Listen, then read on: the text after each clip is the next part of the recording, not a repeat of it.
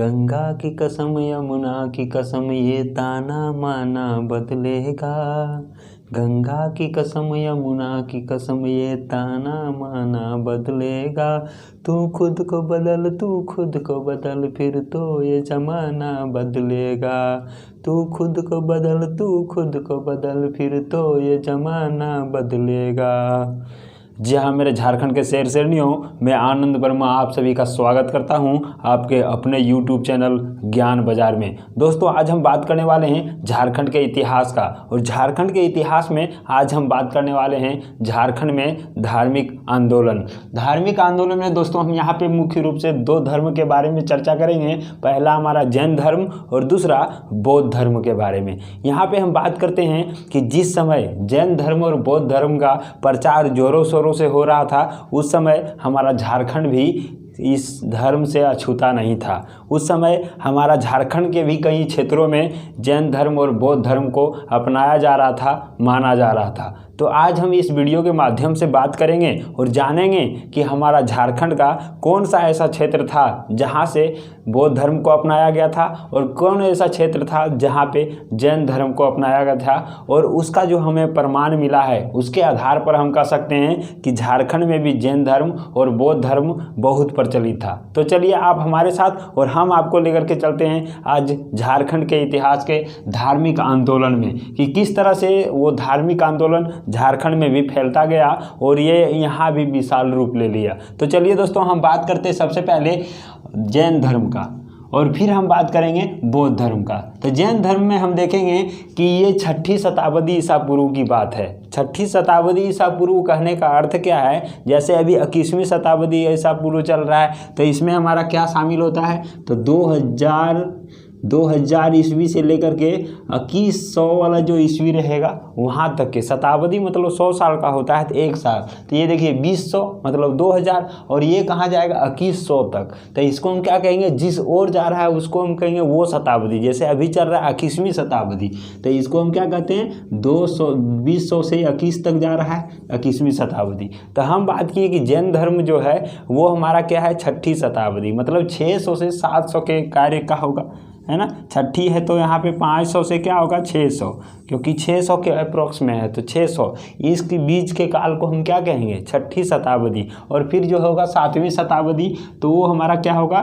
600 से 700 के बीच का होगा, ठीक है। तो वो हमारा 7वीं शताब्दी होगा। अब हम बात करते हैं कि यहाँ पे ये जो हमारा जैन धर्म है, वो जैन धर्म के जैन ग्रंथों में जो पारसनाथ जो है महावीर, भगवान महावीर के बारे में यहाँ पे जो बात किया गया है उसके बारे में कहा गया है कि लोरे ए अदगा, ये वर्ड का यूज किया गया है उसके आत्रा में, ठीक है। उसके जो धार्मिक ग्रंथ हैं उस ग्रंथ में जो महावीर हैं, भगवान महावीर, उसके बारे में ये बात कहा गया है कि लोरे ए अदगा। अब लोरे का मतलब क्या होता है? आंसू होता है, ठीक है।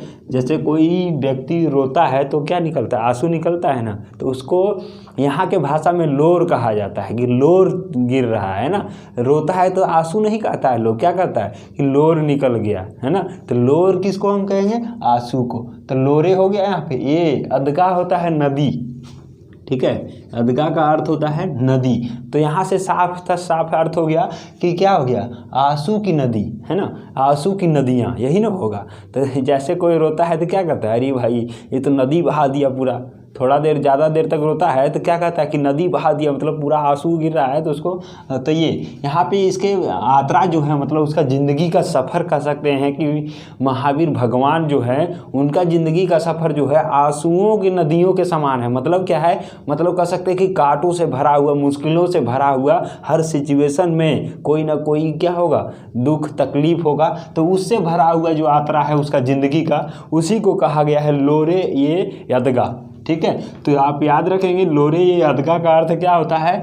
तो आंसुओं की नदी। आंसुओं की नदी मैंने मुश्किलों से भरा हुआ सफ़र। किसी भी व्यक्ति जैसे कोई गरीब है तो उसका क्या होगा, आंसुओं से भरा हुआ क्या होगा, ज़िंदगी होगा, है ना। क्यों? क्योंकि हर सिचुएशन में, हर एक पल में उसको क्या होगा क्या नहीं होगा वो उसे पता नहीं रहता है ना। तो उसका ज़िंदगी क्या है, बहुत मुश्किलों से घिरा हुआ है। तो उसी को हम कहेंगे आंसुओं की नदी, मतलब लोरे ये अदगाह। तो इनका भी जो जीवन था उसी तरह से था, इसीलिए ये वर्ड यूज किया गया है। अब हम बात करते हैं कि पारसनाथ पहाड़ी के बारे में। जी हाँ दोस्तों, पारसनाथ पहाड़ी आप सभी जानते होंगे, जो गिरिडीह जिला के हैं वो खास करके जानते होंगे, क्योंकि गिरिडीह जिला वाले शायद ही कोई होंगे जो यहाँ पे नहीं गए होंगे, क्योंकि ये गिरिडीह जिला में सबसे फेमस जगह है। और सबसे फेमस इसलिए भी हैं क्योंकि वो जैन धर्म का ये धार्मिक स्थल है। और यहाँ पे देखेंगे दोस्तों कि गिरिडीह जिला में जो पारसनाथ पहाड़ी स्थित है, यदि आप गिरिडीह से हैं और नहीं गए हैं तो ज़रूर एक बार जा कर के देखिएगा, क्योंकि बहुत ही मार्मिक स्थल है। यहाँ पे जाने के बाद आपकी भावनाएं, आपकी इच्छाएं, आपकी सोचने की शक्ति, आपकी दृढ़ता बढ़ती हुई चली जाएगी और आप कहेंगे कि अरे वाह क्या दृश्य है, क्या नज़ारा है। और पर्वत पर चढ़ने के बाद आपका जो भावना होगा उसको व्यक्त नहीं किया जा सकता है ना। जो गए हैं वो तो समझ रहे भाई। चलिए, तो यहाँ पे हम बात करेंगे कि पारसनाथ जो पहाड़ी है उसके बारे में। उसकी ऊंचाई जो है वो 1365 मीटर है। मीटर में यदि देखेंगे तो 1365 मीटर है, और यदि फीट में हम देखें दोस्तों तो वो 4478 फीट है। अब यहाँ पे हम कैसे इसको याद रखेंगे, देखिए 1365 है ना, तो देखिए यहाँ पे 13 × 65 आ रहा है, 13 × 65, इसका 5 गुना कर दीजिए तो 1365 आप कभी नहीं भूलेंगे। 1365 मीटर हो जाएगा, ठीक है, 1365 मीटर हो जाएगा, 13 × 65 होता है, 1365 मीटर उसका ऊंचाई हो गया। और यदि फीट में हम करेंगे तो देखिए फीट 1 मीटर में क्या होगा, फीट होगा, ज़्यादा फीट होगा, ठीक है। तो यहाँ से देखेंगे 4478 है, 44 दूना 88 होता है, लेकिन उससे थोड़ा सा कम हो जाएगा तो 4478 हो गया। तो इस तरह से इसको आप याद रख सकते हैं, कभी भूलेंगे नहीं इस तरह, है ना। तो यहाँ से हमने देख लिया कि पारसनाथ पहाड़ी जो है गिरिडीह जिला में स्थित है और इसका ऊंचाई 1365 मीटर और 4478 फीट है ना। अब यहाँ पे बात करते हैं दोस्तों, ये हमारा जो स्थित है ये गिरिडीह जिला में स्थित है, और यहाँ ये जो है जैनियों के 23वें तीर्थंकर जो पारसनाथ हैं उनका यहाँ पे ये निर्वाण स्थल है। तो इसके बारे में हम देखते हैं। ये जो जैनियों होते हैं, जैनियों मतलब ये मत समझिएगा, है ना, क्योंकि गिरिडीह जिला में जैनियों कहते हैं, किनको जानते हैं, पत्नी को कहा जाता है। कोई औरत है तो उसको, अपना औरत है तो उसको क्या कहेंगे, उसका जैनिया है। लेकिन यहाँ पे जैनियों का अर्थ है दोस्तों कि जैनियों का अर्थ है कि जैन धर्म को मानने वाला को हम जैनियों कहते हैं, ठीक है। तो जैनियों का अर्थ वो नहीं समझेंगे, महिला किसी का वो नहीं है। क्या है यहाँ पे, जैन धर्म मतलब क्या है, जैनियों का अर्थ है कि जैन धर्म को मानने वाला।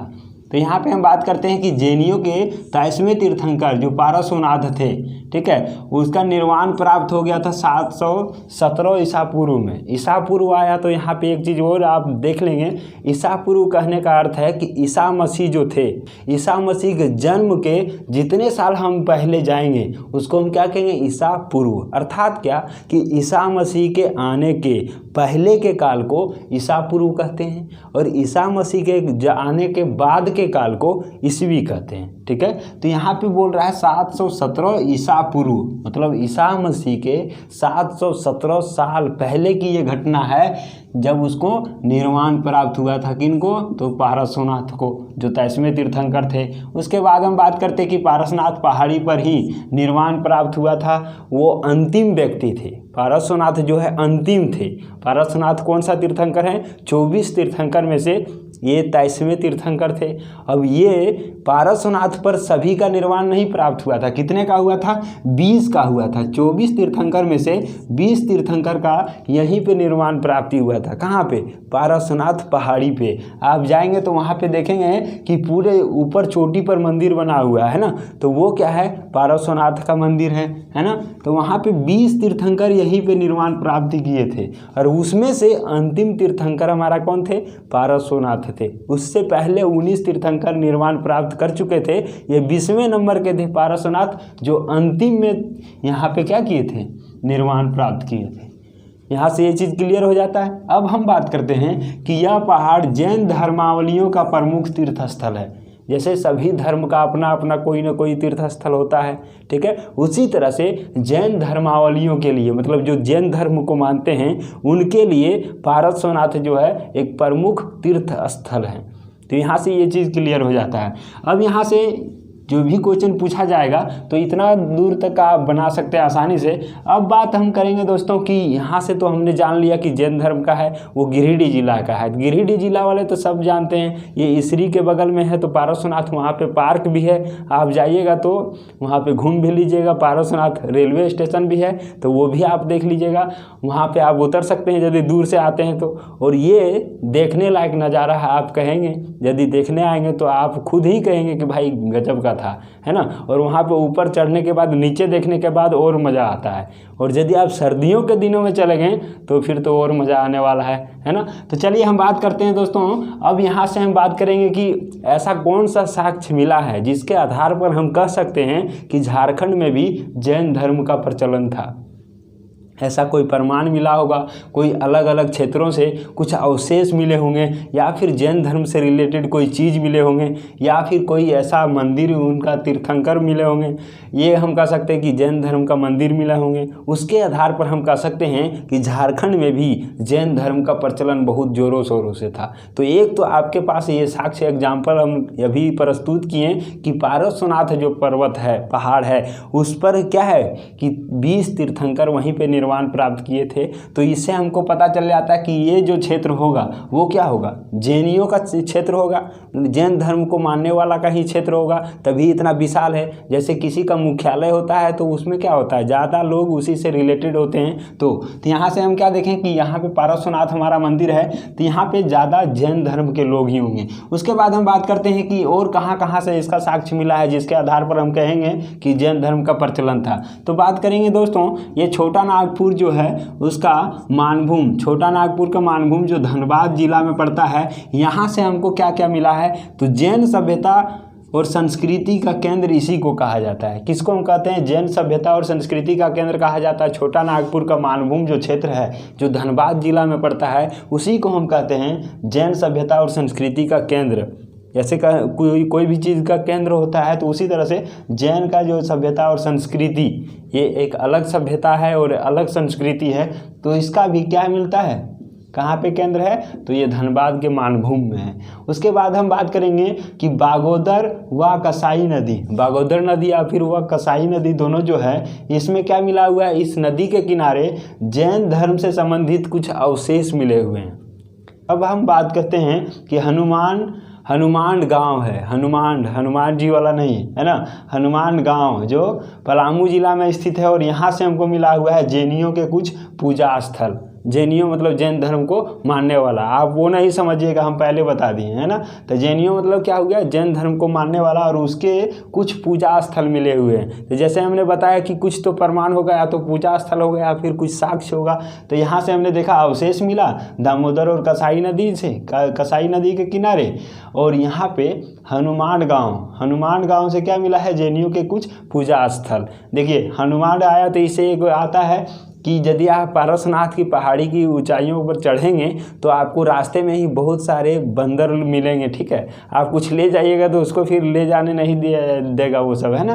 तो लोग बचा करके ले जाते हैं, कोई अपने अंदर में भर लेते हैं भाई और लेके जाते हैं वहाँ पे एंजॉय करने के लिए, खाएंगे पिएंगे मस्ती से दोस्तों के साथ, है ना। तो ये चीज़ तो यहाँ पे हनुमान गांव से हमने देखा जो पलामू डिस्ट्रिक्ट में है, और ये जैनियों के कुछ पूजा स्थल यहाँ से मिले हुए हैं। अब हम बात करते हैं कि बेनूसागर जो हमारा सिंभू में है, ये हम चर्चा भी किए थे।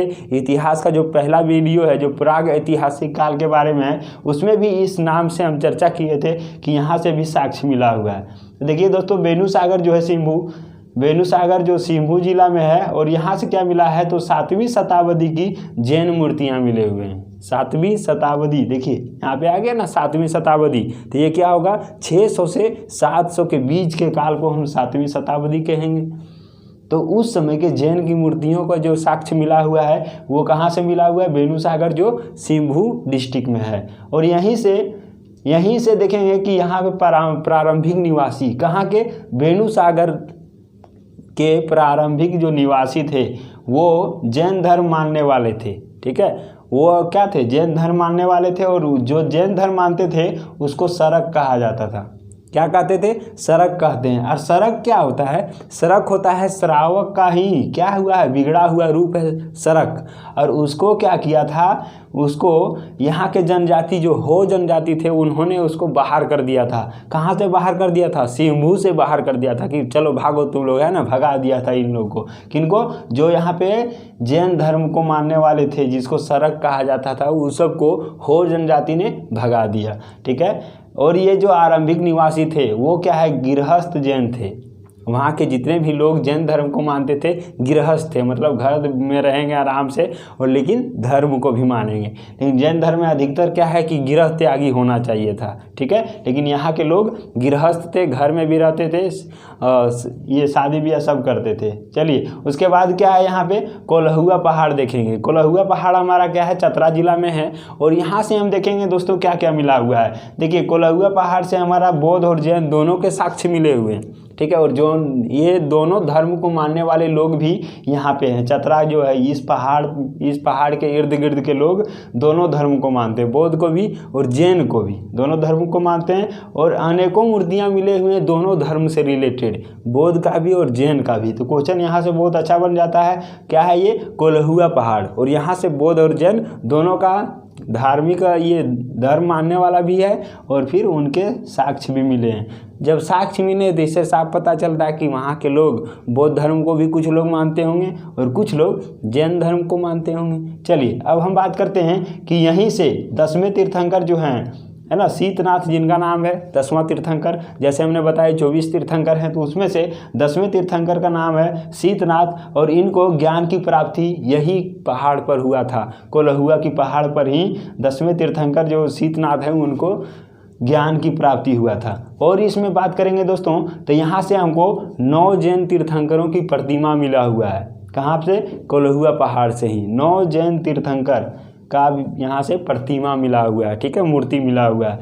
और यहाँ से हम बात करते हैं कि पहाड़ के पत्थर पर एक पाद चिन्ह मिला हुआ है। इस पहाड़ पर एक बहुत विशाल पत्थर है और उस पत्थर पर एक पाद चिन्ह मतलब क्या होता है, पैरों का निशान। अब पैरों का निशान बना हुआ है। तो यहाँ के जो जैन तीर्थंकर हैं, जैनियों हैं, जो जैन को मानते हैं, उन लोग का कहना है कि ये जो पाद का चिन्ह है, पैरों के निशान है, ये किनका है, पारसनाथ का है। ठीक है, जो पारसनाथ 10वें तीर्थंकर थे उनका है, यहाँ के लोगों का वो मानना है। अब हम बात करते हैं, यहाँ से हमने देख लिया कि जैन धर्म से रिलेटेड जो साक्ष्य मिला है उसके आधार पर। तो दोस्तों इतना जब साक्ष्य मिला हुआ है तो इस आधार पर हम कह सकते हैं कि झारखंड का जो क्षेत्र है इसमें जैन धर्म का प्रचलन बहुत था। उसके बाद हम बात करते हैं कि बौद्ध धर्म, क्या बौद्ध धर्म का भी प्रचलन झारखंड के क्षेत्र में था। तो चलिए हम यहाँ से बात कर लेते हैं कि बौद्ध का जो जन्म आपको पता होगा कि 563 ईसा पूर्व में हुआ था। 563 ईसा पूर्व मतलब ईसा के 563 साल पहले हुआ था।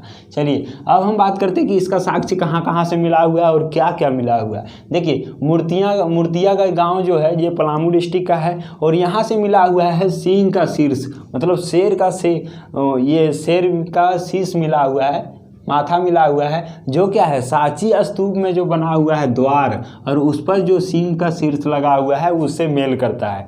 सांची स्तूप में शेर का जो सर लगा हुआ है उसी से ये मैच करता है, जो हमारा मूर्तिया गांव से मिला हुआ है शेर का माथा। ठीक है, तो उससे मैच करता है। तो यहाँ से ये चीज़ ध्यान रखेंगे। दूसरा हम बात करते हैं करुआ गांव। तो करुआ गांव से क्या मिला हुआ है, बौद्ध स्तूप मिला हुआ है। ठीक है, बौद्ध का स्तूप मिला हुआ है करुआ गांव से। उसके बाद बात करेंगे दोस्तों सूर्य कुंड, हजारीबाग डिस्ट्रिक्ट में पड़ता है ये, और यहाँ से बौद्ध विहार के अवशेष मिले हुए हैं। तो ये इससे हमारा क्या होता है, प्रमाणित हो जाता है कि इस क्षेत्र में हजारीबाग के सूर्य कुंड के क्षेत्र में क्या होगा, यहाँ भी बौद्ध धर्म का प्रचलन था। उसके बाद हम बात करेंगे कटुंगा गांव। कटुंगा गांव जो गुमला डिस्ट्रिक्ट में है और यहाँ से भी बुद्ध की प्रतिमा मिला हुआ है। तो इस आधार पर हम कह सकते हैं कि इतने सारे साक्ष्य जब मिलेंगे तो कह सकते हैं कि निश्चित तौर पर इस क्षेत्र में बौद्ध धर्म से रिलेटेड लोग रहते होंगे। अब बात करते हैं पटम्बा गांव जो जमशेदपुर का है और यहाँ से भी बौद्ध की 2 प्रतिमाएं मिले हुए हैं। जमशेदपुर डिस्ट्रिक्ट में आता है पटम्बा गांव और 2 मूर्तियां मिले हुए हैं बौद्ध का। तो ये देखिए, अब हम नेक्स्ट बात करेंगे कि दियापुर और दालमी जो धनबाद डिस्ट्रिक्ट का है, और यहाँ से भी बौद्ध स्मारक मिले हुए हैं। वहीं पे हम देखेंगे कि बुद्धपुर जो दामोदर नदी के किनारे स्थित है, और यहाँ से भी बुद्धेश्वर के मंदिर मिले हुए हैं। ठीक है, बुद्धेश्वर का मंदिर, बुद्धेश्वर मतलब बुद्ध ईश्वर है ना, बुद्ध भगवान का मंदिर मिला हुआ है। घोलमारा से हम देखेंगे ये तो प्रस्तर की ये क्या है, खंडित बौद्ध स्तूप या फिर मूर्ति मिले हुए हैं। ठीक है, और यहाँ से ईचागढ़ जिसको कहते हैं सरायकेला डिस्ट्रिक्ट में है, ईचागढ़ सरायकेला डिस्ट्रिक्ट में है, और यहाँ से तारा की मूर्ति, तारा कौन थी, तो बुद्ध की देवी है ना, बुद्ध देवी तारा थी एक। ठीक है, बुद्ध धर्म को मानने वाला तो उसको बुद्ध देवी कहेंगे। और ये जो है इनका जो मूर्ति मिला हुआ है दोस्तों, ये इम्पोर्टेंट हो जाता है, क्यों, क्योंकि ये रांची संग्रहालय में स्थित है। उसको क्या करके रखा गया है, रांची संग्रहालय में सुरक्षित रखा गया है। ठीक है, तो यदि आप रांची संग्रहालय घूमने जा रहे हैं तो यहाँ पे ये चीज़ ज़रूर देख लीजिएगा कि हमारा ये क्या है, तारा की मूर्ति है कि नहीं, और वो कहाँ से मिला हुआ था, तो ईचागढ़ जो सरायकेला में है। ठीक है, और उसको रखा गया है रांची संग्रहालय में, रांची म्यूजियम में रखा गया है सुरक्षित। जाइएगा तो ये चीज़ आप ज़रूर देखिएगा वहाँ पे। उसके बाद हम बात करेंगे तो सीतागढ़ पहाड़ जो हजारीबाग डिस्ट्रिक्ट में है, और यहाँ पे प्राप्त बौद्ध विहार का उल्लेख है। ठीक है, यहाँ से प्राप्त जो बौद्ध विहार है उसका उल्लेख किसने किया है, फाहियान ने अपने यात्रा वृत्तांत में किए हुए हैं, अपने साहित्यों में यहाँ के बौद्ध विहार जो प्राप्त तो यहाँ के उल्लेख हैं, उसका उल्लेख कहाँ पे किए हैं, तो फाहियान में किए हुए हैं। ठीक है, और ये बौद्ध की 4 आकृतियों वाला स्तूप है। यहाँ से क्या मिला हुआ था, बौद्ध की 4 आकृतियों वाला स्तूप। जैसा कि हमने बताया था प्राग ऐतिहासिक काल के वीडियो में यही चीज़ कि ये सीतागढ़ जो पहाड़ है वहाँ से ये 4 मूर्तियाँ मिले हैं, और फिर काले और भूरे रंग के पत्थर से क्या बने हुए थे, एक औरत की चित्र बना हुआ था, तो वो भी यहाँ से मिला हुआ है ना, तो वो चीज़ देख लेंगे। फिर बेलवादाग ग्राम जो खुट्टी में पड़ता है, और यहाँ से बौद्ध की अवशेष मिले हुए हैं। तो ये हमारा क्लियर हो जाता है, करुआ ग्राम से बौद्ध स्तूप मिले हुए हैं, ये तो हमने देख लिया। तो दोस्तों यहाँ से हम बात करें कि इस आधार पर हम कह सकते हैं कि इतने जब साक्ष्य मिले हुए हैं तो झारखंड में भी धार्मिक आंदोलन जरूर हुआ होगा, और उस समय के लोग धार्मिक आंदोलन से जुड़ करके बौद्ध धर्म और जैन धर्म को अपनाए होंगे। और इस आधार पर हमारा झारखंड का भी बहुत ऐसा क्षेत्र है जहाँ पे अभी भी बौद्ध धर्म और जैन धर्म के लोग अभी भी रहते हैं, और इस तौर पर हम कह सकते हैं कि यहाँ पे भी धार्मिक आंदोलन के तहत बहुत सारे लोग जैन धर्म और बौद्ध धर्म को अपनाए थे। इस तरह से यहाँ से यदि कोई क्वेश्चन पूछा जाता है तो आप उसे आसानी से बना लेंगे। आप इस क्वेश्चन इतने सारे चीज़ों को आप रिवीजन करके ऑब्जेक्टिव टाइप यदि क्वेश्चन बना लेते हैं तो आपको बहुत बेहतर होता है। और ये सारे चीज़ों को समझने के लिए आप एक अपने साथ बुक रखें और उसको मिलाते हुए जाएं तो और बेहतर होगा। तो दोस्तों यहाँ से हम उम्मीद करते हैं कि ये सारी चीज़ें आपको बहुत ही आसानी से समझ में आ गया होगा। अब हम बात करते हैं दूसरे वीडियो में, और इसका अगला इतिहास का वीडियो रहेगा। वीडियो यदि पसंद आया तो वीडियो को लाइक कर दीजिएगा और चैनल को सब्सक्राइब कर लीजिएगा इसी तरह के सारे वीडियो देखने के लिए। हम आपसे मिलते हैं अगले वीडियो में, तब तक के लिए जय झारखंड, जय हिंद।